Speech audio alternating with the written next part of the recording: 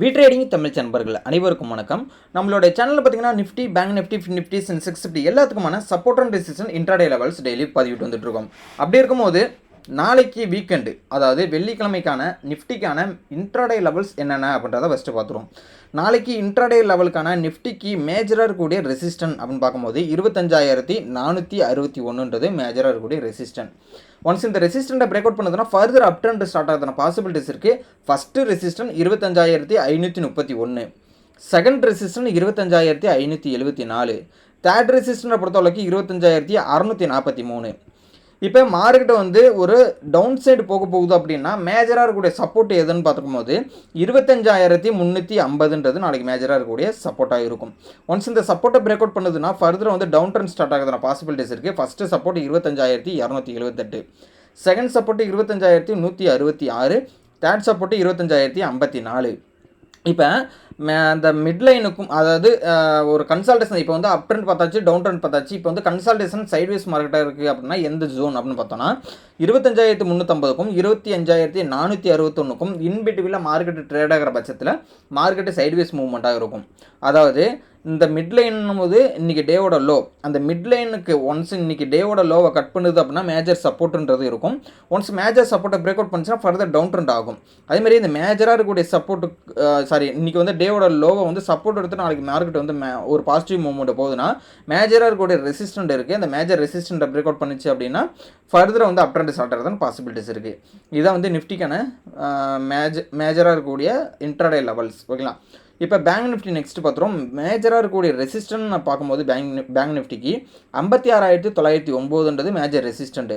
Once இதை break out பண்ணுது அப்படின்னா ஃபர்தர் வந்து அப்சைடு போகிறதுன பாசிபிலிட்டிஸ் இருக்குது. First resistant 57,055, second resistant 57,292, third resistant 57,530. இப்போ டவுன் ட்ரெண்ட் போக போகுது அப்படின்னா மேஜராக கூடிய சப்போர்ட்டை பொறுத்தளவுக்கு பேங்க் நிஃப்டிக்கு 56,673.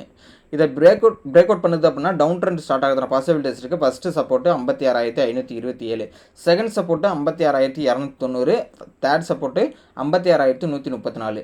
இப்போ சைட்வேஸ் மூவ்மெண்ட்டை பார்க்கும்போது நோ ட்ரேடிங் ஏரியாவா 56,673க்கும் 56,900க்கும் இன்பிட்வீனில் மார்க்கெட் ட்ரேட் ஆகிற பட்சத்தில் market sideways movement and consultation ஜோனாக தான் இருக்கும். ஓகேங்களா? ஸோ அதனால் வந்து இந்த இடத்துல வந்து ட்ரேட் அவாய்ட் பண்ணுறது பெஸ்ட்டு.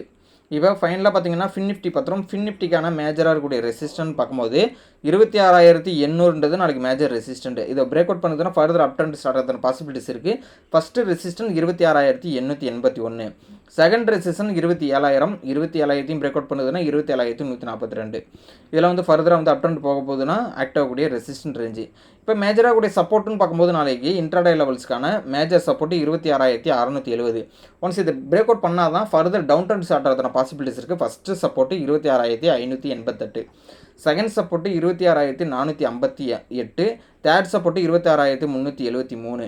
இப்போ கன்சல்டேஷன் ஜோனை பொறுத்தளவுக்கு பார்த்தீங்க அப்படின்னா 26,670க்கும் 26,800க்கும் இன்பிட்வீனில் மார்க்கெட் ட்ரேட் ஆகிற பட்சத்தில் மார்க்கெட் சைட்வேஸ் மூவ்மெண்ட்டாக தான் இருக்கிறதுனா பாசிபிலிட்டிஸ் இருக்குது. ஏன்னா நாளைக்கு வெள்ளிக்கிழமை வீக்கெண்ட் இருக்கிறதுனால ஸோ இந்த சைட்வேஸ் மார்க்கெட்டு ஓப்பன் ஆகி ட்ரேட் ஆகிட்டு இருக்குது அப்படின்ற பட்சத்தில் கொஞ்சம் அவாய்ட் பண்ணுறது பெஸ்ட்டு. ஓகேங்களா? ஸோ இது வந்து ஓகேங்களா? ஸோ என்னோட பாயிண்ட் ஆஃப் வியூ.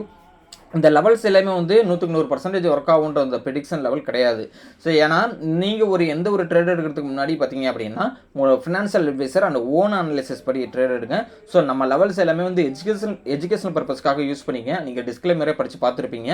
ஸோ அதனால் வந்து ஒரு பேப்பர் ட்ரேடுக்கு எக்ஸிக்யூட் பண்ணி பார்த்துட்டு எந்த அளவுக்கு அக்யூரேசி இருக்குன்றதை உங்களோட ஃபீட்பேக்கை கமெண்டாக சொல்லுங்கள். ஸோ அது மட்டும் இல்லை, நம்ம செபி ரூல்ஸ் வந்து ஃபாலோ பண்ணுறதுனால நீங்களும் செபி ரூல்ஸை ஃபாலோ பண்ணுங்கள். அதாவது டிப்ஸ் அண்ட் ரெக்கமெண்டேஷனாக இருக்கட்டும், எந்த ஒரு கால்ஸ் ப்ரொவைடராக இருக்கட்டும், ஸோ எந்த ஒரு ப்ரீமியம் சர்வீசஸ்மே வந்து எதுவும் பணம் கட்டி வாங்காதீங்க. ஸோ நீங்கள் கற்றுக்கிட்டு ட்ரேட் பண்ணுறது தான் கண்டிப்பாக வந்து ப்ராஃபிட்டபிள் ட்ரேடராக மாறதுக்கான வாய்ப்புகள் இருக்குது. ஸோ அதனால தான் பார்த்தீங்கன்னா நம்ம வந்து கோர்சஸ் ப்ரொவைட் பண்ணிகிட்ருக்கோம். கோர்சஸ்க்கான டீட்டெயில் பார்த்தீங்க அப்படின்னா என்னோட வாட்ஸ்அப் நம்பர் டிஸ்கிரிப்ஷனில் கொடுத்துருக்கேன், கான்டாக்ட் பண்ணிக்கங்க. நம்ம டெலகிராம் குரூப்பில் ஃபர்தர் அப்டேட் எல்லாமே வந்து கொடுத்துட்ருக்கோம் மார்க்கெட் ஹவர்ஸில். ஸோ லிங்க் நான் டிஸ்கிரிப்ஷனில் கொடுக்குறேன், கிளிக் பண்ணி ஜாயின் பண்ணிக்கங்க. அதாவது வெள்ளிக்கிழமை நாளைக்கு ஈவினிங் 7 o'clock பார்த்தீங்கன்னா லைவ் கிளாஸஸ் வந்து நம்ம வந்து ஸ்டார்ட் பண்ண போகிறோம். ஸோ இந்த பேட்சஸ்க்கு விருப்பம் இருக்கிறவங்க ஜாயின் பண்ணிக்கங்க. என்னோடய வாட்ஸ்அப் நம்பருக்கு டீட்டெயில்ஸை நான் சென்ட் பண்ணி விட்றேன். நீங்கள் வந்து ஜாயின் பண்ணுறதுக்கு பாருங்கள். ஸோ கண்டிப்பாக வந்து அஃபோர்டபுள் ப்ரைஸாக தான் இருக்கும். நல்லா வந்து ட்ரைனிங் வந்து லைவில் இருக்கிறதுனால நல்லா வந்து இன்ட்ராக்ஷனாக இருக்கும்.